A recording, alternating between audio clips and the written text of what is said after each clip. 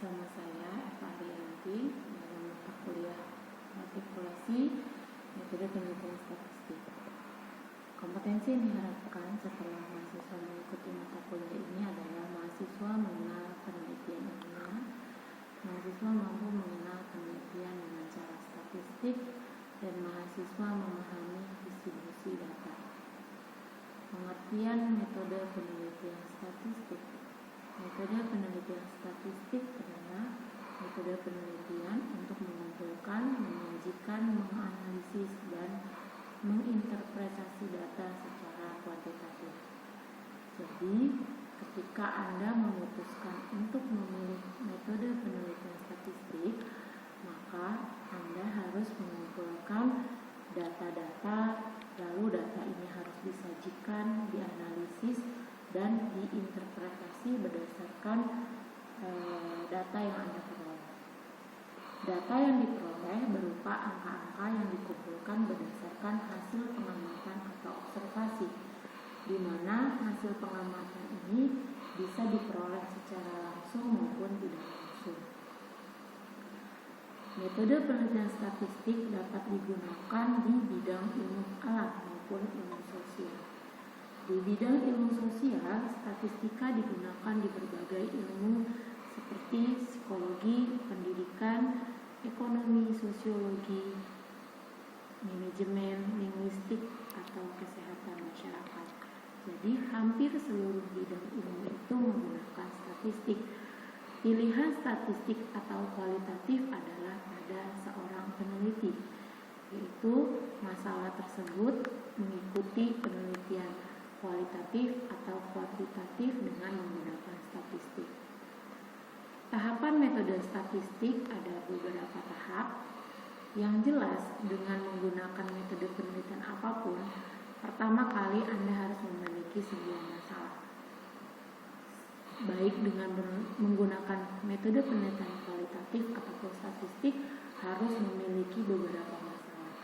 Lalu Anda pilih masalah yang menjadi acuan Anda sebagai penelitian, maka dari masalah ini Anda bisa menentukan mana yang menjadi variabel. Dari variabel ini Anda bisa menentukan berbagai macam yang akan Anda jelaskan di dalam kajian teoretik, di mana kajian teoretik ini Anda bisa dapatkan dari buku, jurnal, atau e-book, atau sumber lainnya. Lalu, berdasarkan kajian teoretik ini dan argumentasi, Anda turunkan atau Anda membuat yang namanya hipotesis penelitian. Yang membedakan penelitian kualitatif dan kuantitatif atau statistik adalah adanya hipotesis penelitian pada metode penelitian kuantitatif atau statistik. Nah, hipotesis penelitian ini tentunya Anda sudah tahu semua, di mana hipotesis penelitian ini adalah jawaban sementara pada masalah yang akan Anda teliti. Jadi belum jawaban secara final, baru sementara, baru praduga yang harus Anda uji dan harus Anda buktikan berdasarkan data-data yang nanti Anda peroleh dari hasil observasi atau pengamatan. Lalu dari hipotesis ini kita uji hipotesisnya. Setelah pengujian hipotesis ini, kita gunakan statistik, ya, hipotesis statistik. Jika yang kita gunakan adalah data populasi, maka kita langsung memperoleh yang namanya hasil penelitian. Namun, jika data yang kita gunakan adalah data sampel, maka dari data sampel ini kita lakukan uji hipotesis. Apa artinya? Apakah sampel ini mewakili populasi atau tidak? Karena sampel ini adalah bagian dari populasi. Lalu dari uji hipotesis ini, yang tadi kita membuat hipotesis sementara, apakah benar atau tidak penelitian kita, maka setelah kita memperoleh data sampel lalu kita uji hipotesisnya, disinilah kita memperoleh jawaban secara final. Apakah masalah yang kita teliti ini jawabannya terpenuhi atau tidak. Maka disinilah kita mendapatkan yang namanya hasil penelitian. Lalu apa yang membedakan antara metode penelitian statistik dengan metode penelitian lainnya? Itu berada pada olah data atau pengolahan data. Jadi dari tujuan semua ada, metode penelitian, ada sasaran, ada bagaimana pengukuran. Nah, ini di dalam metode penelitian statistik ini ada yang namanya pengukuran. Pengukuran ini adalah salah satu observasi atau pengamatan kita dengan cara mengukur. Nah, dari hasil pengukuran ini kita akan memperoleh data. Data ini kita olah secara matematika, statistik, riset operasional. Lalu dari olah data ini kita akan mendapatkan informasi. Informasi ini kita peroleh, lalu di mana informasi ini kita bisa gunakan sebagai sumber kajian teoritik. Di dalam penelitian statistik kita harus memahami dulu yang namanya nilai variabel. Dikenal nilai variabel itu ada dua, ada dikotomi dan politomi. Dikotomi ini hanya ada dua nilai berbeda, yaitu dinyatakan sebagai 0 dan 1. Nah, biasanya kita menggunakan skala. Misalnya kita punya kuesioner dengan penilaian setuju tidak setuju. Yang setuju kita nilai 1, yang tidak setuju diberi nilai 0. Atau kalau di dalam soal-soal tes pilihan ganda, jika dia benar 1, salah 0. Maka itu yang disebut dengan dikotomi. Nah, bisa Anda lihat di sini ada contoh skala dikotomi hasil ujian pilihan ganda. Apa artinya? Peserta ujian ya, yang pertama, jadi masalah nomor absen pertama dengan kita memberikan soal sebanyak 5 butir. Pada butir pertama, anak ini menjawab soal dengan benar, maka kita berikan nilai 1. Soal kedua benar, nilainya 1. Sampai soal kelima dia menjawab benar, maka nilai poinnya 1. Pada peserta nomor 2, pada butir pertama ini diberikan nilai 0, artinya dia menjawab salah. Nah, inilah yang disebut dikotomi. Jadi cirinya adalah data itu bernilai 0,1 atau 1,0. Yang kedua, politomi. Nah, politomi ini memiliki lebih dari 2 macam nilai, artinya beragam. Nilainya itu memiliki rentangan. Bisa 0, 1, 2, 3 sampai 10, atau 0, 1, 2, 3 sampai 100, atau 1, 2, 3, 4, 5 dan seterusnya. Contohnya misalnya ketika di dalam bidang pendidikan kita memberikan soal esai atau soal jawaban ini ya terstruktur, maka kita memberikan nilai itu dengan bentangan. Misalnya kalau kita memiliki soal sebanyak 5, setiap poin atau setiap nomor itu akan memiliki butir soal itu akan memiliki nilai yang berbeda-beda atau skor yang berbeda-beda. Itulah yang namanya politomi. Jadi di dalam politomi ini ada nilai terendah dan nilai tertinggi sesuai dengan bentangannya. Anda bisa lihat pada contoh di sini, misalnya ini pada hasil kuesioner. Ada responden ini adalah yang kita nilai, ya, yang kita nilai, maka atau responden ini adalah yang kita ambil atau peserta yang mengerjakan tes ya. Nah, peserta yang mengerjakan tes ada 10 orang dengan jumlah kuesioner ini ada 5 butir. Nah, setiap butir ini memiliki skala berbeda-beda atau skor berbeda-beda. Di mana pada contoh ini menggunakan skala bentangan 5, jadi 1 sampai 5 seperti sangat setuju, kemudian setuju, ragu-ragu, tidak setuju, sangat tidak setuju dengan skor 5 sampai 1. Nah, ini model penskoran dengan menggunakan skala politomi. Data dalam penelitian statistik. Keseluruhan data yang menjadi perhatian di dalam pengolahan data dikenal sebagai populasi data. Di dalam statistika, data selalu berada di dalam suatu kelompok data. Kelompok data ini dikenal sebagai data mentah serta biasanya jumlahnya cukup besar. Jadi, kelompok data ini tidak mungkin kita memperoleh sebuah hasil penelitian datanya hanya ada 5, tapi bisa lebih dari itu. Nah, itulah namanya kelompok data. Kalau sudah bilang kelompok berarti datanya sudah sangat banyak.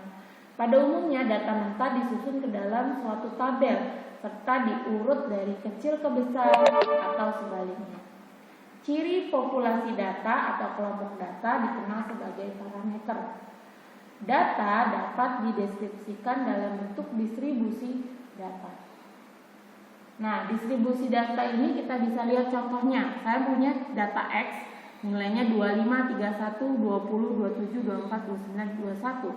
Kalau kita urutkan menjadi populasi data, ya, ini ada dari data kecil ke besar atau besar ke kecil. Ini jika datanya hanya sedikit, maka kita akan mudah mengurutkannya. Jika data yang sama lebih dari 1, maka kita dapat membuatnya menjadi frekuensi data. Nah, inilah ketika kita mendapatkan sebuah data penelitian, pasti datanya lebih dari 10. Maka kita membutuhkan yang namanya pendistribusian data dengan menggunakan frekuensi. Saya ambil contoh di sini ada data ya 67 dan seterusnya. Di sini kita menggunakan frekuensi, di mana artinya nilai 67 ada 6, nilai 70 ada 3 dan seterusnya dengan jumlah frekuensi atau total data ada 20. Lalu kita setelah memiliki atau memahami yang namanya pendistribusian data secara sederhana, sekarang kita membahas yang namanya distribusi frekuensi. Setiap kita memperoleh data, pasti kita mempunyai yang namanya distribusi frekuensi. Apa tujuannya? Untuk mempermudah kita dalam menganalisis sebuah data yang kita peroleh. Distribusi frekuensi adalah penyebaran data berdasarkan frekuensinya. Distribusi frekuensi ini dapat dikumulasikan berdalam bentuk kumulasi frekuensi. Distribusi frekuensi ini juga dapat dikelompokkan ke dalam kelompok data dan setiap kelompok data memiliki frekuensi kelompok data. Kumulasi frekuensi. Kumulasi frekuensi adalah jumlah frekuensi untuk sejumlah data baik secara keseluruhan maupun sebagian. Saya ambil contoh di sini ada data X dan frekuensinya. Artinya nilai atau data 40 ini ada 3, 50 ada 5 dan seterusnya. Kalau kita kumulasikan frekuensinya, misalnya saya ambil contoh dari 60 sampai 80, maka kumulasinya dengan menjumlahkan frekuensinya 10 tambah 15 tambah 11. Ini nilainya 36. Nah, ini artinya kumulasi frekuensi dari data 60 sampai 80 berjumlah 36. Atau kumulasi frekuensi dari 50 ke 70 jumlahnya adalah 30. Nah, kumulasi frekuensi ada dua, ada kumulasi bawah dan kumulasi atas. Kumulasi bawah yaitu kumulasi frekuensi yang dihitung mulai dari data terkecil secara bertahap ke data yang terbesar. Sedangkan kumulasi atas, kumulasi frekuensi yang dihitung mulai dari data terbesar secara bertahap ke data yang terkecil. Saya ambil contoh di sini ada data X, ada 40, 50, 60 sampai 90. Ada frekuensinya. Lalu di sini kumulasi bawah. Maka kita ambil di sini frekuensi terendahnya atau data terendahnya berjumlah 3. Maka 3, lalu 8 ini dari mana? Dikumulasikan data 40 sampai 50, maka 3 ditambah 5 menjadi 8. Lalu 18, dari mana nih 18? Bahwa kumulasi 40 sampai 60 diperoleh dari 3 tambah 5 tambah 10 menjadi 18. Lalu 33, maka menjumlahkan frekuensi dari data 40 sampai data 70, nilainya 33. Sampai ke kumulasi bawah dengan mengakumulasikan data 40 sampai 90 yaitu 50. Lalu kumulasi atas yaitu mengurutkan atau mengkumulasi frekuensi yang dihitung mulai data terbesar secara bertahap ke data terkecil, ya. Nah, kumulasi atas ini adalah bahwa dari 40 ke 90 kumulasi terbesarnya adalah 50 totalnya. Lalu 50 47 ini diperoleh dari 50 dikurang 3. Jadi 47, lalu 47 dikurang 5 menjadi 42, ya. 42 dikurang 10 menjadi 32, 32 dikurang 15 menjadi 17, 17 dikurang 11 menjadi 6. Itu yang namanya kumulasi atas. Lalu kelompok data. Dalam hal banyak data, ada kalanya data dikelompok-kelompokkan sehingga menjadi beberapa kelompok saja. Besaran yang perlu ditentukan di dalam proses pengelompokan, yang pertama kita harus mengelompokkan atau menentukan banyaknya kelompok atau istilahnya K. Lalu data minimum dan data maksimum, panjang interval kelompok atau simbolnya I, rentangan kelompok, batas kelompok bawah dan atas, nilai kelompok dan frekuensi kelompok. Saya ambil contoh di sini bagaimana menentukan yang namanya kelompok data. Yang pertama, Anda harus mengingat rumus, ya, bagaimana menentukan banyaknya kelompok dengan kaidah empiris yang dikemukakan oleh Stargess. K dengan rumus K sama dengan 1 ditambah 3,322 log N. 3,322 ini adalah tetapan yang tidak bisa diganti-ganti. Nah, N ini adalah banyaknya data. Jadi, data yang kita gunakan ada berapa banyak? Nah, saya ambil contoh di sini ada 80 data. Ya, maka cara mengerjakannya adalah K sama dengan 1 ditambah 3,322 log 80. Ini log 80 ini Anda bisa menghitung dengan menggunakan Excel atau kalkulator. Total nilainya adalah 7,3220 lalu dibulatkan menjadi 7. Setelah itu kita menentukan yang namanya I. Ya, I ini adalah nilai maksimum dikurang nilai minimum dibagi K. Kita lihat di sini. Dari 80 data ini, nilai terbesar atau tertinggi adalah ya 99. Lalu nilai terendah adalah 32. Maka 99 dikurang 32 dibagi K, hanya itu 7. Ya, Anda bisa lihat di sini ada perhitungannya, maka nilai I-nya menjadi 10. Ya. Nah, di sini kelompok datanya sudah bisa terlihat di sini bahwa kelompok data ini diambil dari tadi data terkecil 32, data terbesarnya 99. Panjang atau interval kelompoknya ini adalah 10. Maka kita harus membuat kelompok bahwa 32 sama 99 ini harus masuk ke dalam kelompok data. Jadi 31 sampai 40, 41 sampai 50 yang memiliki intervalnya 10. Lalu di sini ada nilai kelompok. Nilai kelompok ini diperoleh dari 31 tambah 40 bagi 2. Batas bawah yaitu 31 dikurang 0,5. Batas atas 40 ditambah 0,5. Nah, ini frekuensinya 2 diambil dari data yang mentah tadi, yang 80 data itu ya. Maka sampel ini sebanyak N-nya ada 80, X-min-nya 32 atau data minimal. Terkecilnya, data terbesarnya 99, banyak kelompoknya 7, dengan interval kelompoknya adalah 10. Setiap kelompok memiliki batas bawah dan batas atas. Setiap kelompok diwakili oleh satu nilai kelompok. Nah, distribusi frekuensi ini sering kita kenal atau sering Anda pernah lihat ketika membaca buku. Ada banyak cara untuk menyajikan distribusi frekuensi ke dalam bentuk grafik atau bentuk tampilan lainnya. Tujuan penyajian adalah memberikan gambaran secara visual tentang keadaan distribusi frekuensi data.